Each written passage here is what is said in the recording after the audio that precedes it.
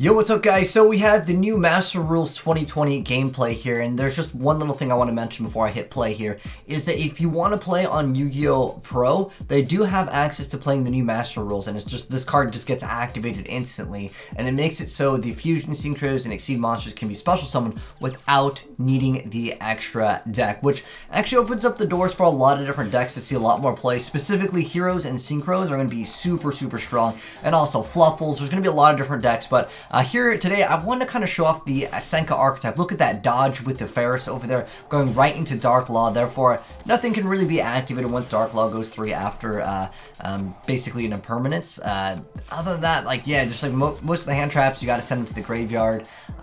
Although there are some where you can discard them, but nonetheless, Dark Law still prevents a lot of stuff from going off. Now, the Senka Archetype, which is basically what I want to focus in on with this video, they're a very good archetype going second, as well as they basically ignore the new Master Rule because they don't go for anything. But look at this board over here. We've got Dark Law, Dystopia. He technically also had Sunriser, so if you wanted to make it so anything was attacking to a hero, just be able to pop it. But Plasma over here, it does have that effect where you're able to make it so it negates the effects of all face-up monsters your opponent controls. But it doesn't really matter. The Senka Archetype can actually get around a lot of things. I know Lightning Storm does technically like absolutely destroy people, but a lot of the other cards you're able to kind of just run over. 1900 is not that big of a deal for this archetype because you can search out with a lot of the cards like the 3 Visit over here. You're able to, during your main phase, if you're normal or special summon a Senka monster, you target one of those monsters and then add from your deck to your hand another Senka monster with a different name than that target. But it definitely shows you some of the potentials that heroes will have. Again, I'm going to do more videos on this, but I just want to show off the first one over here. And this is more so a video for the Senka Archetype, but I did kind of want to go ahead and show off some of the plays that the Senka Archetype can do, because they get around a lot of this stuff. For example, you could get Nibiru, but on average, they might not require to do that until they enter battle phase and like start running over things. So you could have a Nibiru that it isn't necessarily as great. Yeah, you could still wipe their board, but again, it's usually during the battle phase that they'll be summoning more things, so at that point you might have already lost anyways. But nonetheless, he's going to go ahead and make a Heat Leo who bounces back all his cards. But this archetype is really good going second. And again, remember, with the new 2020 format, links still need to be in the extra monster zone. It's just Synchros, Exceeds, and Fusions can ignore this rule. But anyways, he's going to go ahead and special summon again. I think he probably wished he didn't Ash Blossom, so he'd go ahead and try to go off a little bit more. And then maybe he'd be able to use Nibiru. But like Phantasmic does absolutely nothing against this deck, because this deck can definitely play without using anything in the extra deck, because they are just basically a spam monster board. It almost reminds me kind of in a sense, Yosenju's or Six Samurai. They swarm the board pretty fast. Well, I would say the deck is relatively all-in, because I did talk about them yesterday. I still don't think that they're going to be like an uber S-tier deck, but they are really good going second, and most meta decks will want to go first. And you have cards that can negate all of the effects of a certain one of your choosing, which I'll kind of talk a little bit more about the archetype, but no one's really been playing them, I would say, well. You kind of need to open up good in this deck, and a lot of times it comes down to needing to not get negated by certain things. Obviously that does help out in a lot of different duels in the first place, is not getting negated, right? But at the end of the day, the deck does OTK quite fast. So you happen to have like the effects of like Goyo Garden, where you get to run over a monster and take it, but most of the stuff is, I think, too outdated. They do have the ability to boost up the Senkas and reduce your opponent's attacks, and then on top of that, there are cards like Zhang Di over here, which if your opponent controls more monsters than you do, you can make it attack multiple times over here. And then with the Sun Mu over here, he has the ability to make it so if another Senka monster activates its effect, you can just bounce one. Like, they have some utility, but at the end of the day, I still think that they're a little bit lackluster over here. And this one over here, if opponent controls more monsters, just pop a card. Well, in this case, it would have been equal anyways. I don't know why he was like, immediately I have to Valor this. But I guess this card does also make so your opponent can't target Senka monsters you control with card effects. But that's the only real, like, I would say, negation that they really do have. It's relatively weak on being able to do too much, I guess, turn 1. But again, most people will want to go second. Now we've got a Willard over here. He has used a, I believe, what is that, Fire and Wind. So it has that fire where it can't be destroyed by effects, and wind cannot be destroyed by battle. But when you're bouncing things back, like the problem with Willard is he's kind of a boss monster, but you need like every single element to actually make this card a lot more viable. But I'm just kind of showing you guys you can OTK quite well in this deck, and if you want to, you can definitely run Extravagance. I think that that'd be a great addition to this deck because you don't use the extra deck. But I would also definitely include Gaga Cowboy or any other monster. Was it the Samurai, where you can attack twice too. There's a lot of times where you're short a little bit of making it game, so I just want to go ahead and mention that as well. But yeah, this archetype is I would say a little bit underwhelming right now. But again, I know some people don't like extra decks, and if you don't like extra decks, this deck absolutely, again, doesn't need them. But anyways, going over some of the other effects of some of the cards, because we've seen most of the effects. I haven't gone over all of them, but I'll talk a little bit more about it during the deck profile here. But we have the 100,000 arrows, which makes it so you can target a face-up monster your opponent controls and a Senka monster you control, and basically you can have that opponent's monster's attack, and then you get to gain that amount of attack. And then if this card is sent to the graveyard, will control 2 more Senka monsters with different attributes. You can place a Senka continuous spell and trap from your deck face up on your field except for itself. A lot of this stuff kind of reminds me of Fire Fist at the end of the day. I mean, basically you can kind of play a lot of the Fire Fist engine cards because they definitely need to have multiple monsters. So if you do happen to play against this deck, maybe Winda can be an option. They do happen to have a few monsters with decent amount of attack, but because you can definitely spam out rank 4s, and it doesn't like prevent you from special summoning anything except for Senkas, you can definitely make use of, again, Utopia and Cowboy I think are the best extra deck monsters, and I'd probably max out on both because the rest of the stuff usually isn't necessary. Like, yeah, maybe you can throw in like a Boral Sword or a Borload in case there's like one specific monster that you need to get rid of. But I see a lot more people playing Shadals now, of course, but this is, again, using that new 2020 Master Rule because it allows you to, again, make Winda, and then on top of that, have your extra, you know, Shadal monsters. You can make Winda and Construct, again, because, you know, previously you just really couldn't do it too easy. I know there's technically the Shadal Link monster, but no one really wanted to play it, let's be honest here. It just requires too much of a setup, and, you know, like I said, this deck does OTK quite fast.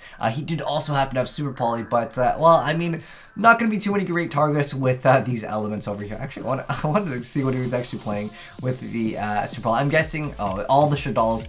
Was he playing? He was also playing Starting Venom. Okay, this is going to be a really popular card going into the next format, but the first duel was really the only duel that really showed off the new Master Rule, but I will be uploading more, specifically Synchros, very soon over here. So here is indeed the deck profile for the deck that you guys saw, but I do want to say Extravagance would be an excellent addition to this archetype.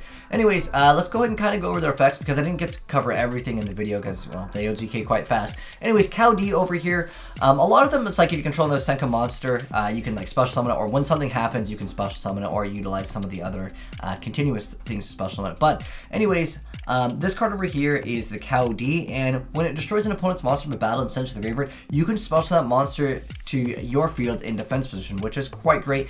It is unfortunately just a little bit too slow though. I feel like even though it has that like Goyo effect, it's just simply not going to be live instantly, and the problem that I have with it not being in attack position is this deck just wants to OTK. Taking your opponent's monster and linking into something, it's not exactly what the deck wants to do, especially when you want to keep your cards. For example, this one makes it so while you control the Senka monster, your opponent cannot target this card with card effects, and it can't be destroyed by your opponent's card effects. There are other Senka cards that have like bonuses with what you have, almost kind of like 6 Samurais again. But Zhang Di over here is the double attack one, so we're playing 1 copy of Cow Di, 2 copies of Zhang Di, 3 copies of Guan Yun over here. So this card makes it so if your opponent controls a monster, you can just special summon it, and then your opponent can't target other second monsters you control with card effects, and then if your opponent controls more monsters than you can just pop one instantly. So if you go second, again, this deck is just so much better. It's almost like a Pankatrops in the deck, if you will. And heck, you can run this and Pankatrops and then just can go completely off.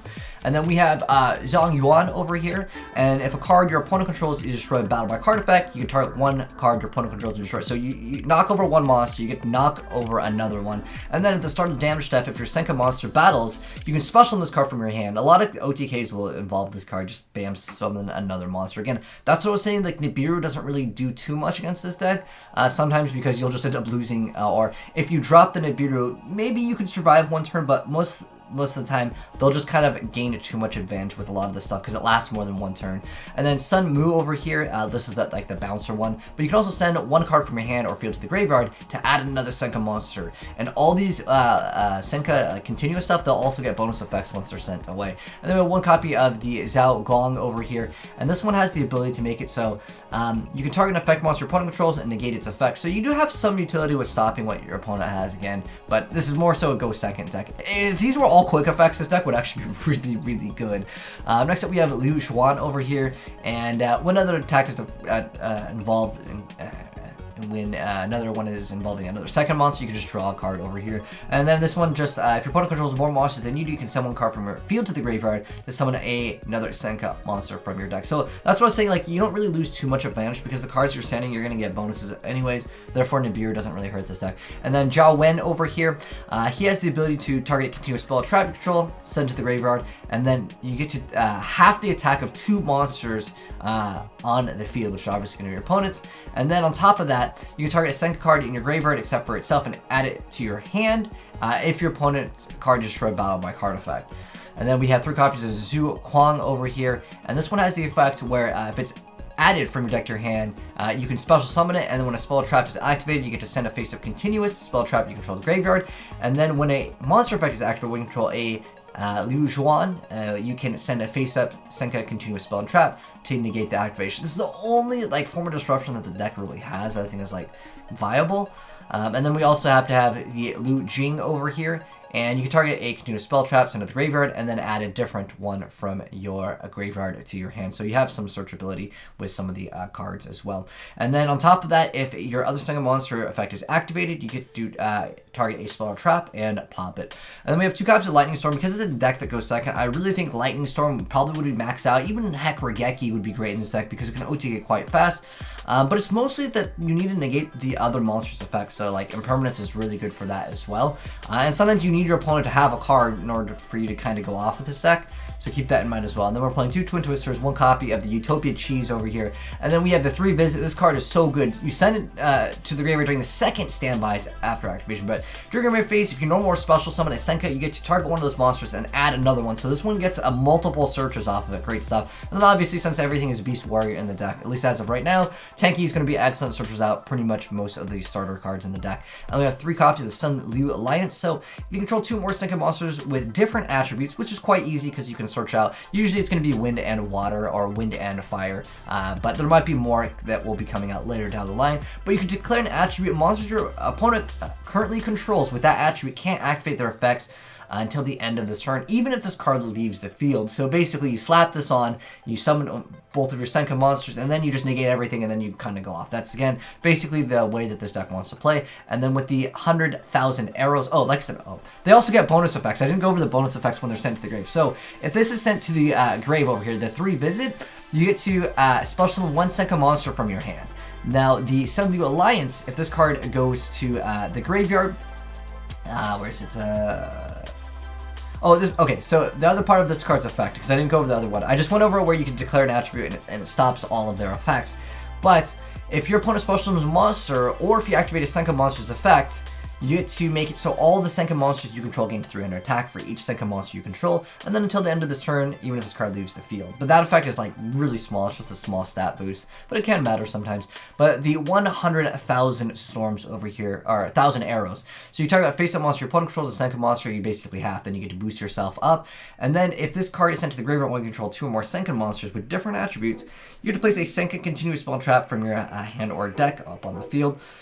And most of them are like you can only activate 1 per turn, but that's their effects. And then we have 3 copies of Impermanence, which is nothing new to this archetype. And then we also happen to have the Senka Legend Champions, Bravery at Changban Bridge. Okay, so if your Senka monster battles, your opponent can't activate spell or traps until the end of standard step. I wish it was also monster effects to make it so much better, but then you can only use 1 of them per turn, and only once that turn. So the first effect of the continuous trap at the start of your opponent's battle phase, you can send this face-up card from the spell and trap zone to the graveyard and your opponent's monsters cannot attack Senka monsters for attack this turn, so basically a stall card. And then the second effect is when an opponent's monster declares an attack, you can banish this card from your graveyard and special summon another Senka monster from your deck. That effect is actually what you want. Most of the time, you're going to stall with this card once, and then you go ahead and send it to the graveyard via the other effects, and then you have an instant special summon a monster from your deck. So that's how the deck wants to play.